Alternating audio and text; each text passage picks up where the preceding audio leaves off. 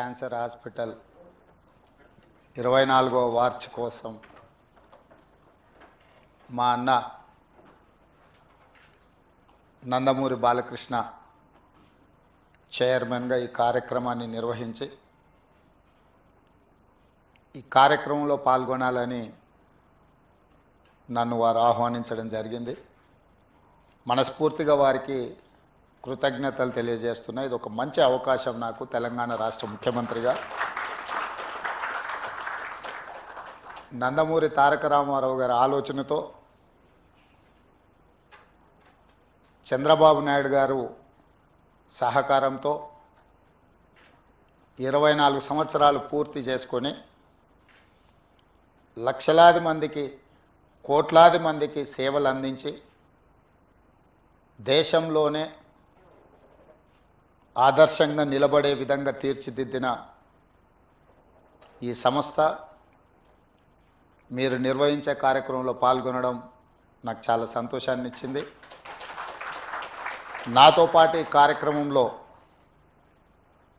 నామ నాగేశ్వరరావు గారు, విశాఖపట్నం పార్లమెంట్ సభ్యులు యువమిత్రుడు భరత్ గారు, నూరి దత్తాత్రేయులు గారు, ప్రసాద్ గారు, ఇతర మిత్రులు, బసవతారకం సిబ్బంది, నందమూరి తారక రామారావు గారి అభిమానులందరికీ కూడా నేను మనస్ఫూర్తిగా అభినందనలు తెలియజేస్తున్నాను.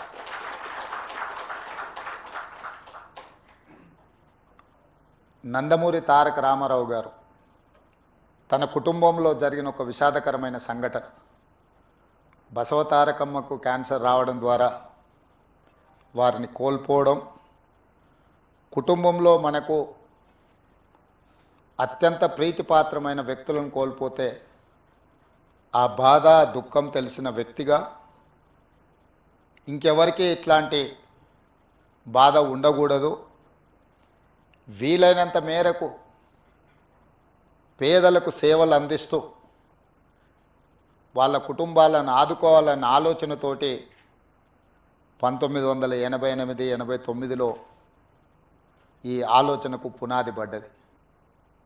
ఆ ఆలోచన ముందుకు సాగకపోయినా 2000 సంవత్సరంలో నారా చంద్రబాబు నాయుడు గారు రెండవసారి ముఖ్యమంత్రిగా బాధ్యతలు చేపట్టిన తర్వాత ఆనాటి ప్రధానమంత్రి అటల్ బిహారీ వాజ్పేయి గారిని పిలిపించి ఈ సంస్థను ముందుకు తీసుకెళ్ళాలి, నందమూరి తారక రామారావు గారి యొక్క ఆలోచన సంక్షేమము అభివృద్ధి విధానాలను కొనసాగించాలని వారు పట్టుదలతో ఆనాటి దేశ ప్రధానమంత్రిని ఇక్కడికి రప్పించి ఈ యొక్క గొప్ప అద్భుతానికి పునాది రాయడం జరిగింది.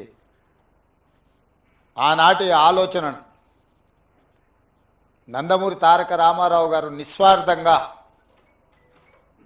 ఎలాంటి లాభం కానీ ఎలాంటి స్వార్థం కానీ లేకుండా